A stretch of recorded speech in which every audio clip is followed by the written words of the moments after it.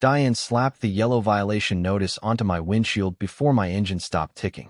The paper cracked against the glass, bright as a warning flare under the hard noon sun. My old aluminum boat rocked once against the dock, its hull scraping the weathered rubber bumper with a tired squeal. I could smell hot lake water, gasoline, and the fish bait sweating inside a plastic tub by my feet. Diane Whitmore stood on the dock in white tennis shoes that had never touched mud, one hand pinching the corner of the notice as if she had just tagged evidence at a crime scene. "Unauthorized vessel parking," she said. $250. I looked from her manicured finger to the words printed in thick black ink. "Parking," I said. "On the water. The HOA has rules, Caleb." Her smile stayed in place, but the muscles along her jaw tightened. "Your boat has been tied here for over 20 minutes. I cut the ignition fully and let the silence settle. The little outboard clicked as it cooled. A dragonfly bounced against the chipped blue paint near the bow.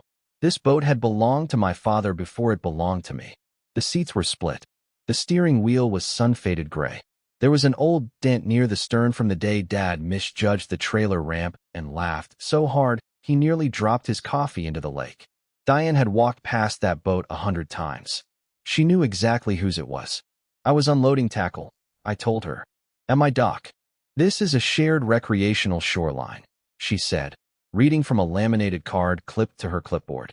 "You cannot monopolize access." The word monopolize hung there, ridiculous and polished. My dock was 12 feet long, built from rough cedar and bolts I had tightened myself every spring. My tackle bag was still on the deck. So was the cooler. A wet rope lay coiled around the cleat, dripping dark spots onto the boards. Diane stepped closer and pressed the violation notice smooth against the windshield. Her perfume smelled sharp and powdery over the lake's green, muddy breath. "You have 72 hours to pay," she said, "or the fee doubles." I did not touch the paper. That seemed to bother her more than an argument would have.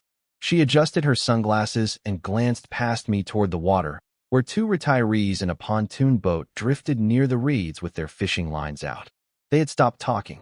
One of them lowered his rod slowly, like he did not want the splash to draw attention. "You're really fining me for tying my boat to my own dock?" I asked. Diane gave a small laugh. "No, Caleb. I'm fining you for violating HOA lake use policy." Then she tapped the windshield twice with one neat pink nail. "Tap, tap, and I suggest you learn the difference." She turned away before I could answer, her shoes knocking cleanly across the dock planks. At the shore, a white HOA golf cart waited in the gravel, its little orange safety flag twitching in the breeze. Diane climbed in, started the cart, and rolled away without looking back. The yellow notice fluttered against my glass. Across the lake, more fishing boats had appeared near the common shoreline, lines dropping into water that had been quiet an hour earlier. I stood on the dock with one hand resting on my father's cracked steering wheel and watched them spread out. Then I looked at the fine again, at the official HOA logo stamped across the top, and wondered when Diane had decided she could write rules for a lake she had never built, never maintained, and apparently believed she could control.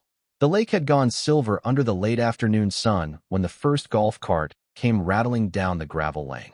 Its tires spat pale stones against the weeds, and the smell of hot rubber drifted over the cedar dock. Two more carts followed behind it, each carrying men in navy polo shirts with HOA security printed in white across their backs. Diane rode in the front cart like she was arriving at a ribbon cutting. I was still sitting in my father's old aluminum boat, wiping lake grit from the windshield with a rag, when she stepped onto my dock with a phone held chest high. "Don't move," she called. "This needs to be documented." One of the guards raised a second phone on a stabilizer. The tiny motor whined as it focused on me, the yellow violation notice, and the faded registration numbers on the bow. Across the water, 3 fishing boats had drifted closer.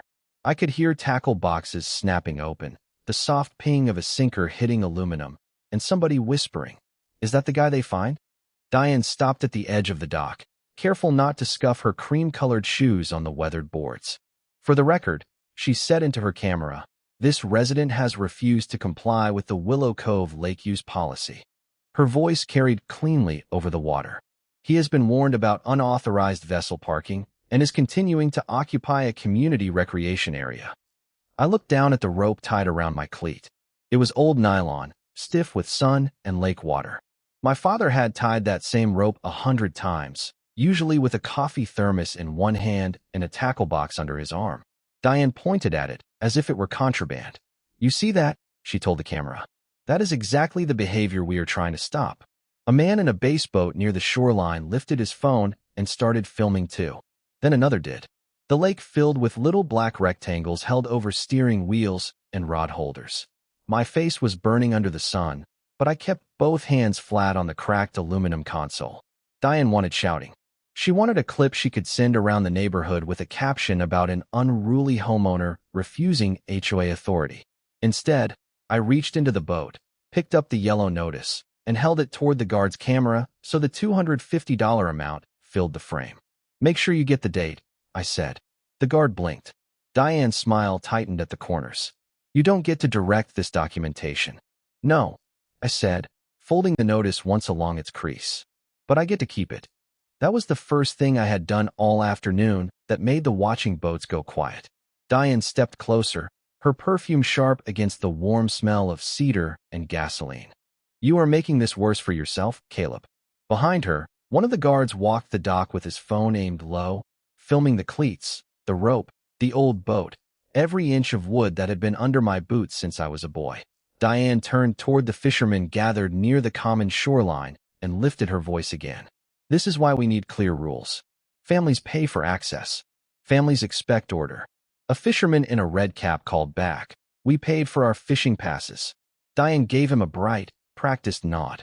"And the HOA protects that privilege." The word privilege landed harder than the fine. Around the lake, I saw blue wristbands on wrists wrapped around fishing rods. I had seen them before and never thought twice about them. Now Diane was standing on my dock, filming my boat, while residents wearing those bands floated within casting distance of it. She tucked her phone beneath her arm and gave me a thin smile. "You have 72 hours, she said.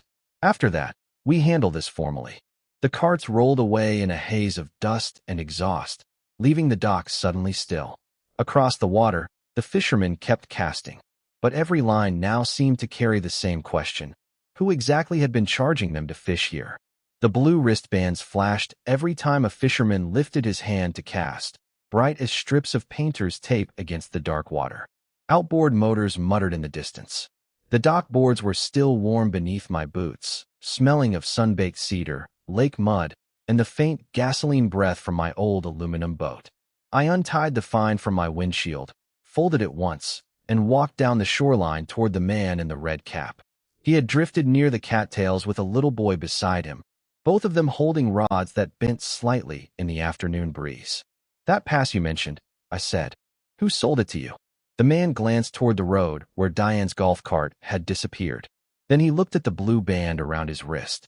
"Willow Ridge HOA office," he said. $75 for the season. My grandson gets in free." The boy looked up at me, freckles bright under his cap. "Ms. Whitmore said this was the neighborhood lake." I kept my eyes on the water. "Did she give you anything besides the band?"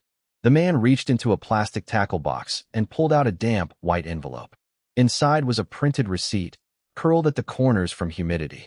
"Willow Ridge Community Fishing Access." Beneath it sat a line in smaller type: "Funds support lake maintenance, safety, and recreational access." There was no county seal, no permit number, no owner's name, just Diane's signature, printed in blue ink above the words HOA President. The paper felt cheap between my fingers, thin enough to tear. But it carried the weight of something far bigger than a $250 fine. "How many did they sell?" I asked. The man scratched at the gray stubble on his jaw. "Couldn't tell you. They had a table at the spring barbecue. Folks lined up by the playground. Said the lake was being opened up for everybody." He gave a short laugh that died quickly. "Guess everybody means whoever can pay." A woman in a sun visor paddled closer in a green kayak. Her wristband was the same shade of blue. "They charged us 100, she said. "Family pass." Her voice dropped. "Diane told us the money was going to improve the dock." She nodded toward mine.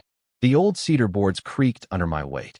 My father had built that dock one summer with a coffee can full of nails and a radio playing country music through static. Diane had stood on it 30 minutes earlier and called it a community recreation area. Now I could see the shape of what she had done. The fine on my boat was not about parking. It was a warning. If she could make my boat look illegal, she could make her fishing passes look official. I handed the receipt back to the man in the red cap. Keep that dry, I told him. You may need it. He frowned. Is there a problem with the pass? I looked across the lake. More blue bands moved between the reeds and pontoon boats. Small pieces of fabric floating over water. Diane had turned into a cash register. There's a problem with the person selling it, I said. By sunset, I had photographed 6 receipts, 3 wristbands, and a handwritten sign taped inside the HOA clubhouse window.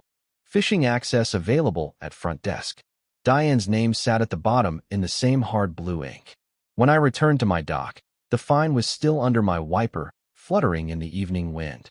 72 hours, she had said. I slid it into my pocket beside the photographs and watched the last fisherman reel in. Diane had not just tried to control my boat. She had put a price tag on the water around it. The only question was how far she planned to go when someone finally refused to pay. The metallic crack of a bolt cutter carried across the water just after sunrise, sharp enough to wake the herons from the cattails. Cold mist floated above the lake, and the cedar planks under my boots felt damp through my work shoes as I came down the hill with a mug of coffee in one hand. My old aluminum boat was still tied where I had left it, rocking gently against the dock posts. But the gate at the top of the dock stairs was open, and 2 men in gray HOA security shirts were kneeling beside it. One held the old brass padlock in his gloved hand.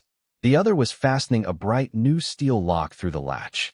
Diane Whitmore stood behind them in a cream-colored rain jacket, dry beneath a black umbrella, watching like she was supervising landscaping. "Morning, Caleb," she said. "You're trespassing on a restricted recreation facility." I set the coffee down on the dock rail. Steam curled into the wet air between us. That gate was locked with my lock. Diane's smile stayed in place, but her fingers tightened around the umbrella handle. It was an unauthorized lock. The HOA has taken control of access until further notice. One of the security men clipped the new lock shut. The sound was small. Final. I walked up the stairs and stopped 3 feet from Diane. The lake smelled like wet cedar, mud, and gasoline from somebody's distant pontoon boat. "You cut a lock off my dock," I said. "No," she replied, pulling a laminated paper from a clear folder. "We replaced HOA property hardware after repeated noncompliance." She held it out without letting go. It was another violation notice, this one printed on heavier paper. Unauthorized dock access. Obstruction of community waterfront operations. Threatened towing authorization. My name sat at the top in black block letters. Beneath it, Diane had signed in that same hard blue ink I had seen on the fishing pass receipts. "Your vessel is no longer permitted to launch, dock, or remain visible from this shoreline," she said. "If it appears here again, our contracted marine recovery service will remove it." I looked past her at my boat. The aluminum hull was scratched and dull, the way it had been since my father taught me to steer it with one hand and hold a cane pole with the other. The green rope around the cleat was his not mine. I had never changed it. "You're ordering someone to tow my boat," I said. "I'm ordering you to comply," Diane answered. "There's a difference." A pickup truck rolled into view at the top of the gravel drive, its tires grinding pale stone. A trailer hitched behind it carried a yellow hydraulic winch and a pair of rubber wheel chocks. No boat was on it yet. The message was clear enough. Diane followed my eyes and gave a quiet little shrug. "The tow company is simply here in case you make another poor decision." The security men stepped aside from the gate. Diane clicked the new key ring against her palm once, then slipped it into her jacket pocket. "You have until noon tomorrow to remove your vessel from HOA waters. And if I don't," her umbrella tilted as a gust came off the lake. "Then the boat goes," she said. "And every cost attached to that removal becomes yours." She turned toward the golf cart waiting near the road, leaving the new lock shining against the old cedar gate. I stood there listening to the cart motor whine away, with my boat below me, my dock above it, and Diane's deadline ticking louder than the water against the hull. Rain tapped the tin roof of my workshop in slow, hard drops, and the smell of wet cedar followed me inside from the shore. The new steel lock still flashed in my mind every time the lake wind rattled the loose window pane. I left my jacket dripping on the concrete floor, crossed past my father's old tackle cabinet, and pulled the dented green tin box from the bottom shelf. Dad had kept it behind a stack of rusted coffee cans and a cracked lantern that still smelled faintly of kerosene. He used to call it the lake box. I had not opened it since the day we buried him. My fingers paused over the lid. The metal was cold enough to sting. Then I slid the little brass latch sideways, and the hinge gave a dry, reluctant squeal.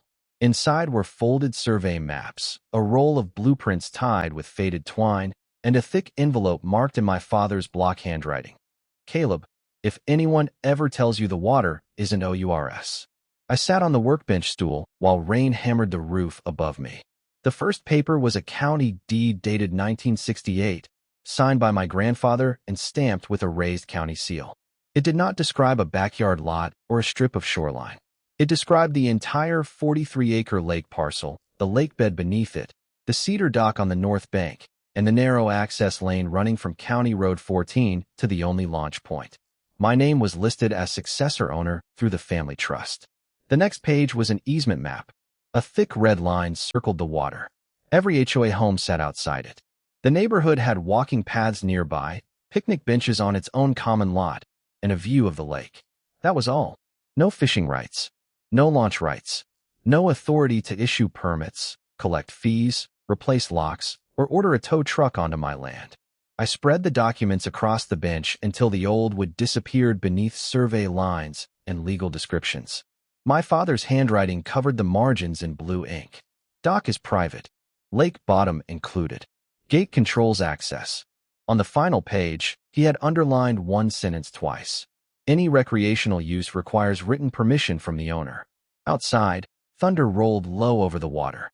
I could almost hear Diane's polished voice calling my boat an unauthorized vessel, as if a clipboard and a golf cart had rewritten a deed recorded before her subdivision existed. I opened the envelope again and found a notarized statement from the county surveyor who had marked the original boundaries. The cedar dock, the shoreline, the lake itself, the gate Diane had locked that morning. Every inch belonged to me. Not the HOA. Not Diane Whitmore. Me. I took photographs of every page, then slid the originals into a waterproof document sleeve Dad had tucked beneath the maps. My hand stopped shaking when I reached for the padlock key hanging beside the tool chest. I did not drive back to the dock. Not yet. I put the deed, the survey, and the easement map into a brown legal envelope, wrote the county land records office address across the front, and set it beside my truck keys. The tow deadline was still ticking. But now Diane's lock was not the end of the argument. It was proof of exactly where she had crossed the line. The furnace clicked on with a dry metallic cough, pushing the smell of cold dust through my workshop while the legal envelope sat beside my truck keys. By 9 that morning, the county property attorney had spread copies of Dad's deed across the scarred oak table in her office, under fluorescent lights that hummed like insects. I watched her trace the survey line with one blunt fingernail. It ran around all 43 acres of water, followed the cedar shoreline, crossed the lake bed, and ended at the same locked gate Diane's security men had claimed as HOA property. You can win this, she said. No hesitation. No softening it. The HOA has no authority to fine your boat, sell fishing access, lock your dock, or tow anything from your land. We can request an emergency injunction, recover damages, and force them to account for every dollar they collected. The word should have felt good. Instead, I kept seeing the freckled boy at the end of the dock, both hands wrapped around his little rod, watching the water like it held a secret meant only for him. I asked what happened to the people who bought Diane's passes. The attorney stopped moving her finger. Outside, a garbage truck groaned through the alley, brakes squealing against wet pavement. If we enforce the ownership rights exactly as written, she said, everyone using that lake without your permission loses access. Immediately, she turned one of the HOA receipts toward me. $75 for a seasonal pass. $100 for a family pass. Blue wristbands. Smiling families. People Diane had charged for something she never owned. They aren't legally entitled to fish there, the attorney continued. But they may be innocent. They believe the HOA had the right to sell access. I stared at the receipt until the ink blurred at the edges. My father had taught half those people's kids how to cast from that dock. He had kept a coffee can full of extra bobbers by the gate for anyone who forgot theirs. The thought of shutting them out because Diane had used them as cover sat in my chest heavier than the steel lock on my dock.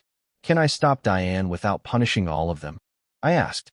The attorney leaned back, her chair creaking. You can choose who receives permission. But once we move, you'll have to make that choice clearly. No more informal neighborhood access. No more handshakes. You become the person deciding who gets through that gate. That was the price nobody had put on paper.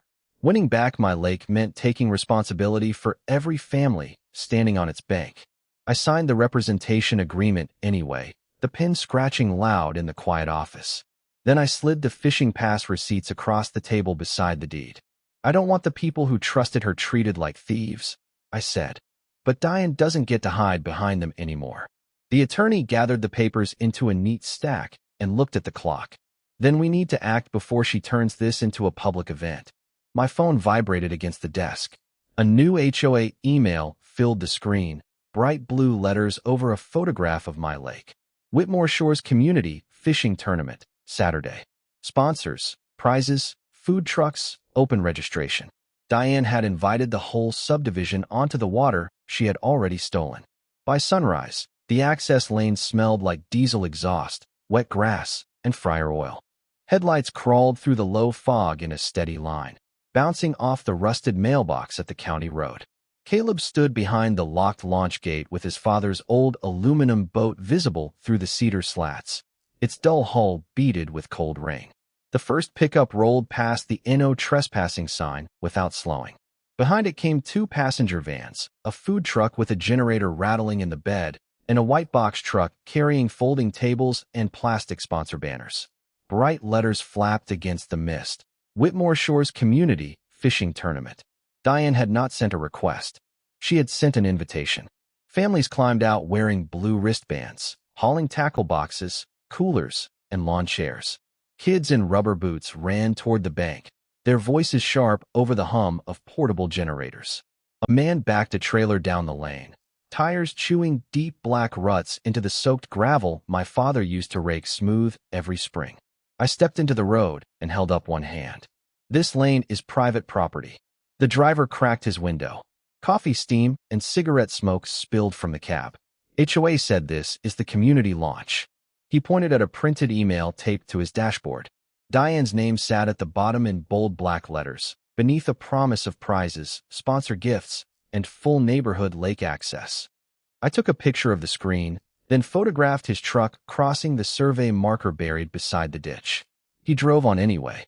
That was the moment the tournament stopped being an email and became a line of vehicles, strangers, and money rolling across land the HOA had no right to use. I moved to the side of the gate and started recording. Every truck, every trailer, every sponsor sign. The food truck's generator coughed blue smoke over the reeds. A volunteer hammered stakes into the grass beside my dock, stretching orange tape between them as if she were claiming a public park. Across the water, the man in the red cap stood with his grandson near the cedar planks. The boy's fishing pole was too long for him, the cork handle tucked awkwardly under his arm. The man saw my phone, then looked down at the blue wristband around his own wrist. We already paid, he said quietly. $75. I know, I told him. Keep that receipt. His jaw worked once. Then he pulled the crumpled pass from his wallet and folded it back inside without casting. The woman in the sun visor arrived with two kayaks strapped to her SUV. She stopped when she saw the tire ruts and the locked gate. Diane said the pass money was fixing the dock, she said. I looked at the cedar boards, still split where years of rain had worked into the grain, still untouched by a single HOA repair. She lied to you. The woman stared at the sponsor tent going up beside my shoreline. Then she removed her family's blue wristbands one by one and dropped them into her cup holder. But most people kept coming. By 9 o'clock, the lane had become a muddy conveyor belt of coolers, bait buckets, and folding chairs. The lake surface, usually quiet enough to hear a heron land, flashed with bobbers and cheap plastic kayaks. My boat sat trapped behind Diane's steel lock while her tournament spread across 43 acres of water she did not own. I sent the videos, photographs, and license plates to the county property attorney. Then I stood at the gate as another truck turned off the highway, sponsor decals shining through the mist, and understood the question had changed. It was no longer whether Diane would stop. It was how much damage she could do before someone with authority put a stake in the ground.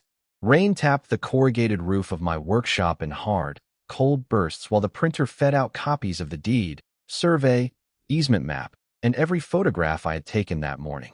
Blue wristbands, sponsor banners, tire ruts pressed into my access lane, license plates lined up like a ledger of people Diane had invited onto land she did not own. I slid the originals back into my father's dented green tin box, wrapped it in a dry towel, and drove straight to the county offices with mud still drying in the grooves of my boots. The county property attorney met me beneath fluorescent lights that made everybody look tired. She didn't waste time. She spread my father's survey across the conference table, held one corner flat with her coffee mug, and traced the black boundary line with a red pencil. "The lake is yours," she said. "The bottom is yours. The dock is yours.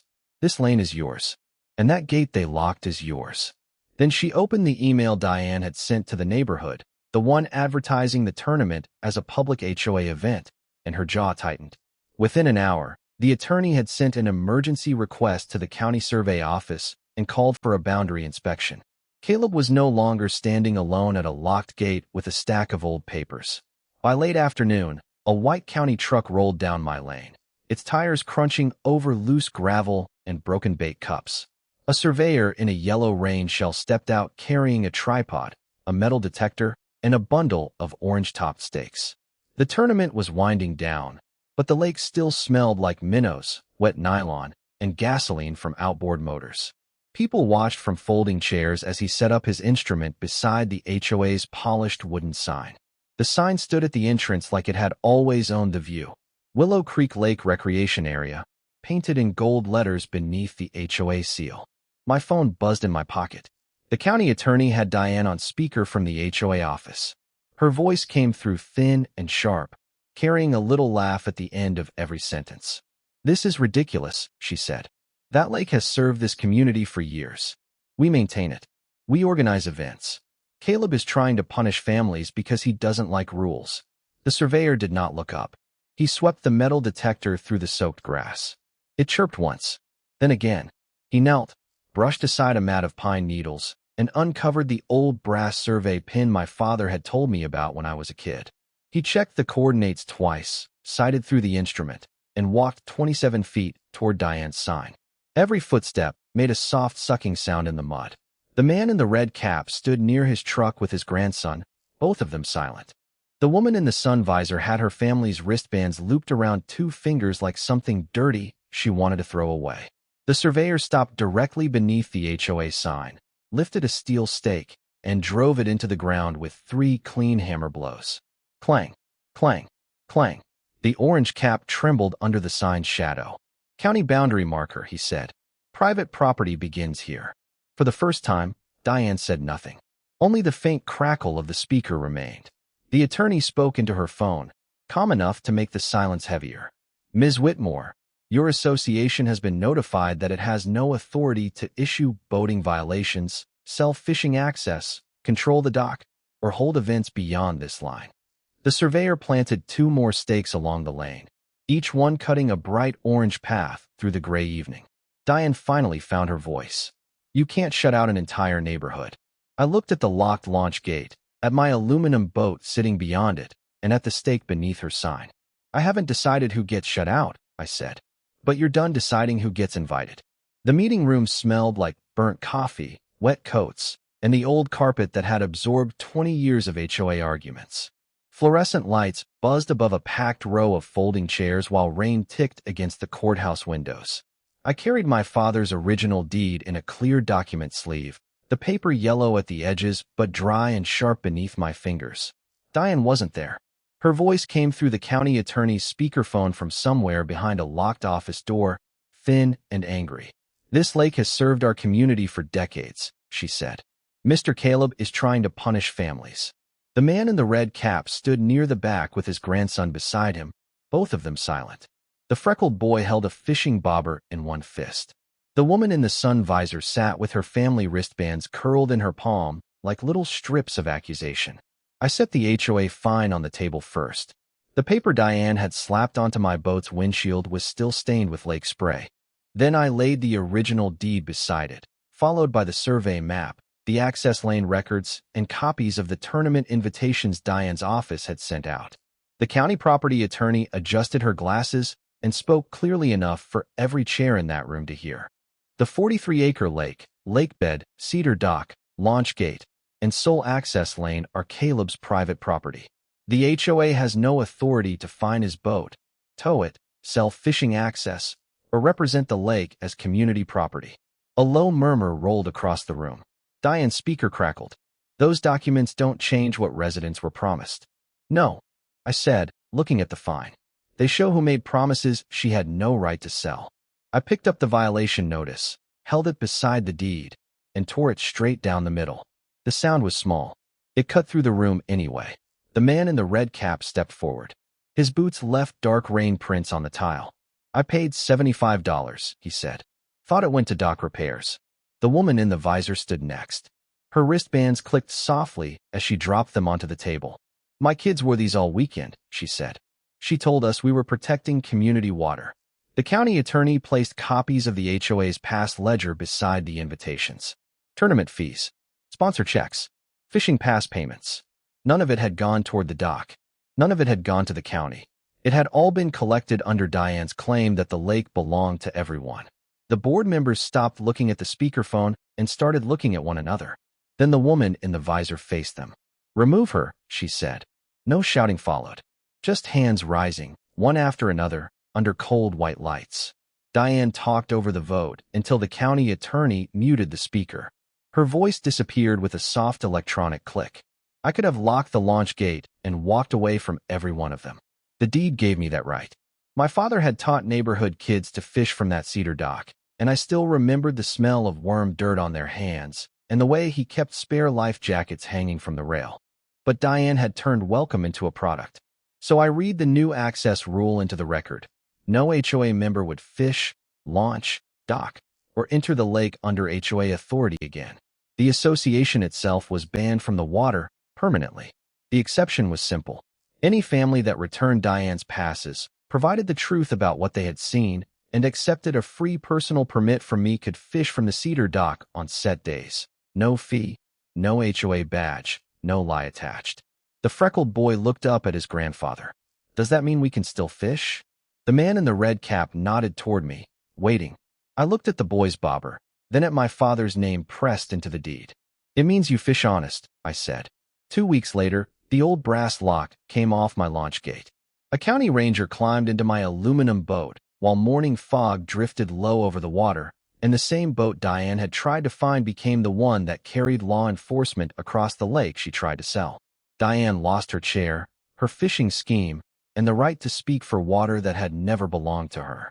My boat's aluminum hull slapped softly against the cedar dock as it pulled away, and for the first time in a long time, the lake sounded like it belonged to the truth.